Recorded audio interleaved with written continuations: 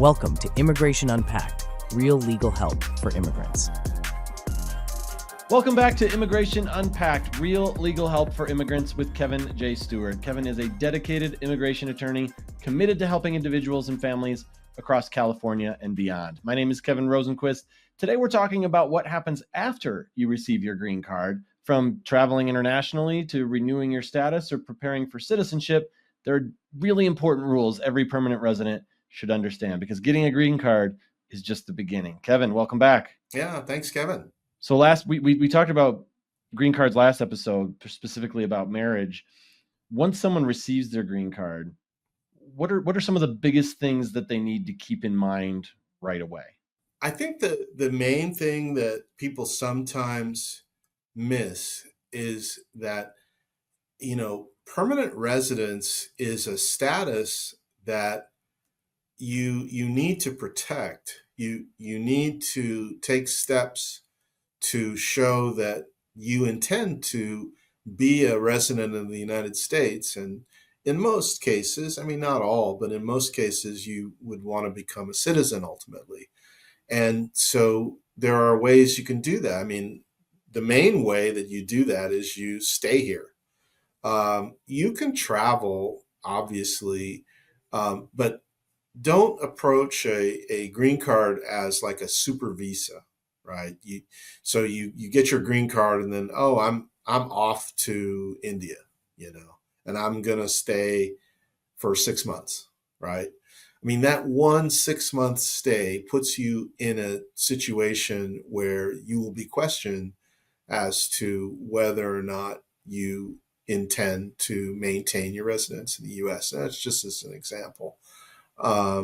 That's the sort of thing, travel, being outside the U.S., those are the main things. Then there are other things, background issues that you don't want to get into. As of right now, those aren't too extreme. It takes a lot to lose your green card over something in your background once you've got it, but that's the main thing. So when you say that someone went, like in your example, someone goes to India for 6 months, that's just because they haven't been able to travel for a long time. So they finally get the green card and they're like, oh, okay, cool. Now I can finally travel. Absolutely. Okay. That's usually, and if let's say you have a good reason, all right, if you know that you're going to be staying outside the U.S. for a certain amount of time, there's a process that you can, it's called a re-entry permit. And there's a process that you go through as a green card holder where you apply for that. And if you apply for that and get it approved, then they know that you're going to be outside the country. And so when you come back through, you're not going to get hassled. Mm-hmm. But yeah, it's oftentimes, it can be a matter of years where somebody's application is pending. And then once they get it, they have a need, or sometimes it's like to tie up loose ends. So as I say, it's the best thing to do in that situation is break your trips up. It's expensive, I know, but if you can do even 2-month trips in the course of a year, separated by several months, you're in better shape. Okay. Less of a red flag that way. Doing a longer trip. How long is a green card valid, and at what point should someone start thinking about starting the renewal process? Yeah, so this is sort of a segue from the video on spouse green card. So if you get a 2-year green card, then you can do what we call removing the conditions on that conditional green card, and then you will get a 10-year green card after that process is done. The problem there is that those are taking quite a long time. So there is a process where you can, after 3 years of marriage to a U.S. citizen, you can actually apply for naturalization for citizenship.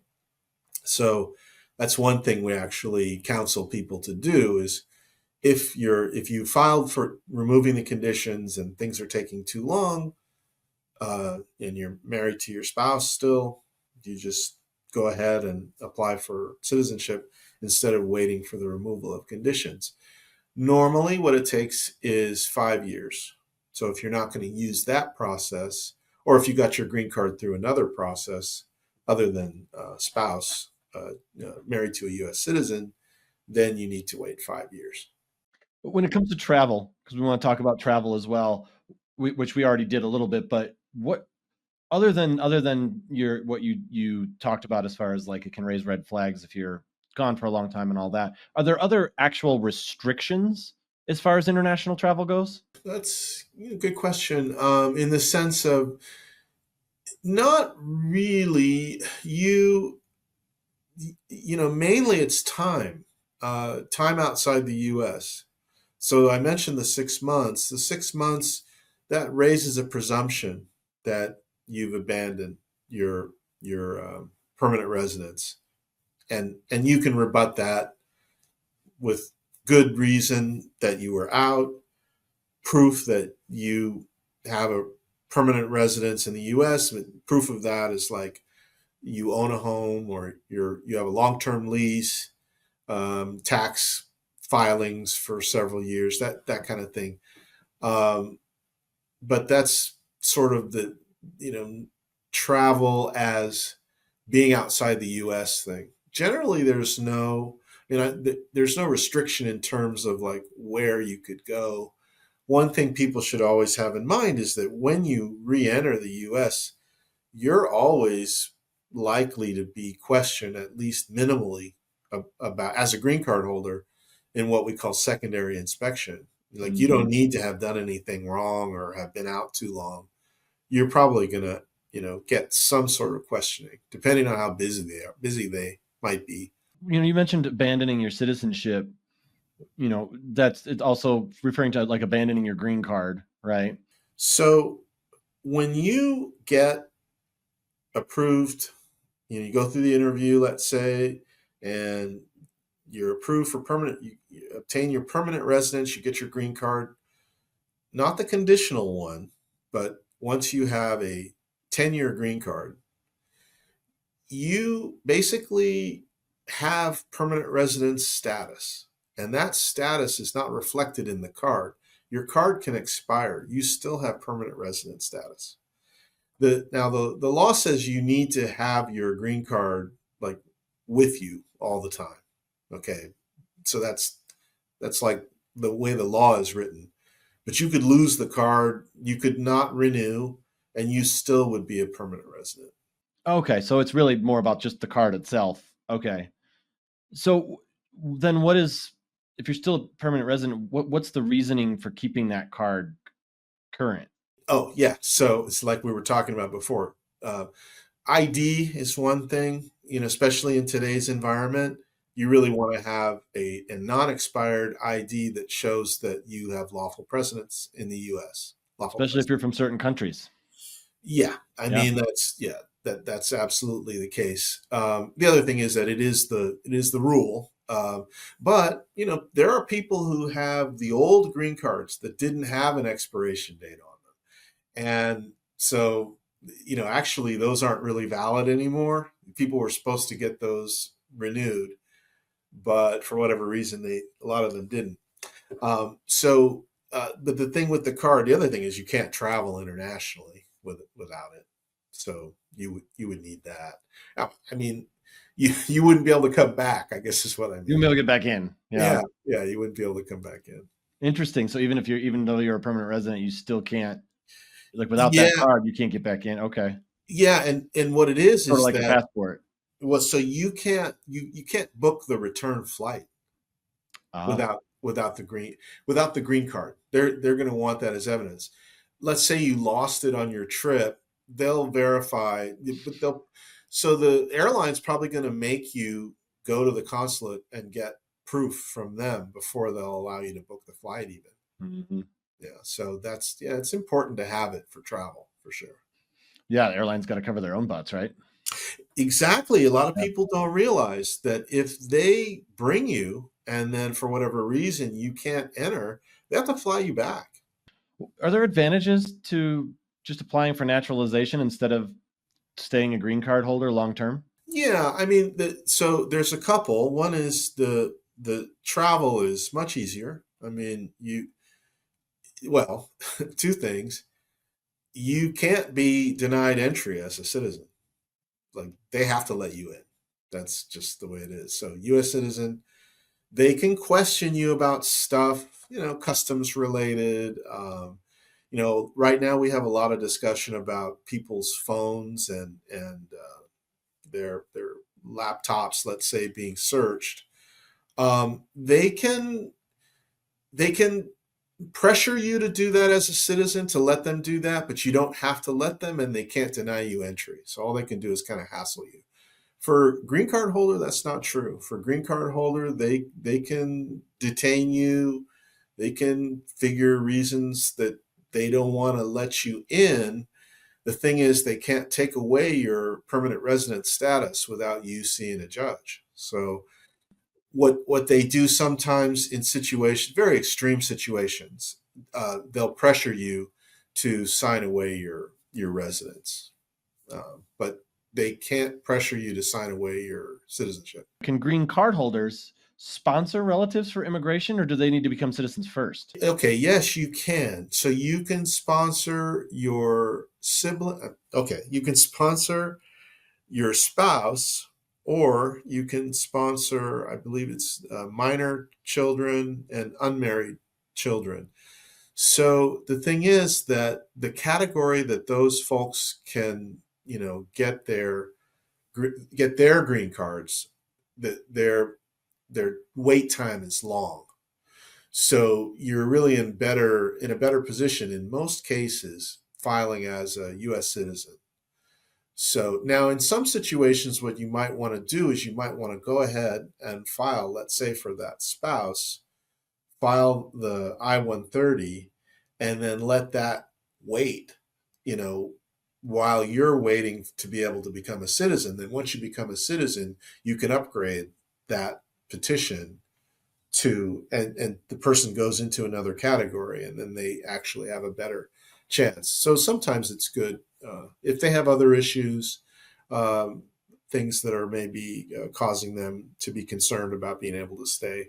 Do a lot of people just keep renewing their green card, and they do that for their lives, and they stay in this country on a green card the whole time? Yes, there's a couple of situations. One I went over with a consultation just last week. It's a person who they could naturalize. They've been here long enough, but they want to retain their status in their home country, and they don't want to have to pay U.S. taxes. Huh. So yeah, so it's kind of an interesting situation. They just really are concerned about the fact that if you become a U.S. citizen, even if you can maintain your citizenship in another country, which is true of a lot of places, I don't know. A lot of people think, oh, I have to give up my citizenship in that other country. That's not universally true at all. And the U.S. doesn't make you give up your citizenship if you Yeah, I obtain. mean, I know people with dual citizenship. Yeah, it's very common. The thing is, if you make enough money to be concerned about it, if you make money anywhere in the world, it's taxed in the U.S. I mean, that's just the way the U.S. does it. So, yeah, that can be an issue. The other thing is certain background issues. Really, it's better to just maintain your green card because, and I can't come up with any examples right off the bat, but there can be things in your background that at the time that or it may be that you might have to wait for a certain period of time past where you want to apply for citizenship if you have certain things in your background as well. So, Okay. So yeah. that would be an example of someone that might just take the green card route and not bother trying to go with naturalization. Yeah. Yeah. Are there any other advantages to going the green card route? Just staying with a green card? Yeah, is there any advantage to just sticking with that long term? Or like if people come to your office and they're like, yeah, I've had a green card for a while, but I don't know what to do next. Like what kind of questions do you ask? What kind of advice do you give? Yeah, I always basically encourage people to naturalize because it just eliminates a lot of these issues. I mean, we're seeing, this is sort of the other side of your question. We're seeing people that have very minor issues in their background as green card holders being put into immigration court proceedings, because if you have inadmissibility, then that, and then as a green card holder, deportability based on, it's things like, marijuana stuff is, that let's say, I think if you have one, it's arguably not, and it's in your past, it's arguably not really making you deportable because of the way the rules are. If you have two, you are. And so there, you're in that situation. So anybody who's in that situation, it would have been better if they had naturalized, at a certain point. I guess that's the thing. Not a lot of scenarios where you're really better off maintaining that green card. I think it's really mainly just a situation where you don't want to be subjected to certain laws of the U.S., or you might have to give up citizenship in another country that you don't want to give up that citizenship. Mm-hmm. Yeah. Well, if you're listening out there and you've recently received your green card, or you've had one for years and you're thinking about your next step, Kevin is the guy to talk to. Thank you for joining us on this episode of Immigration Unpacked, real legal help for immigrants with Kevin J. Stewart. Visit oaklandimmigrationlaw.com to connect with Kevin, get the right legal guidance. Don't forget to subscribe to our channel, leave us a review. We love having you here. Kevin, it's always great chatting with you. Thanks so much for your time. All right. Thanks, Kevin. Thanks for watching. Be sure to hit that like and subscribe button and leave us a review in the comments.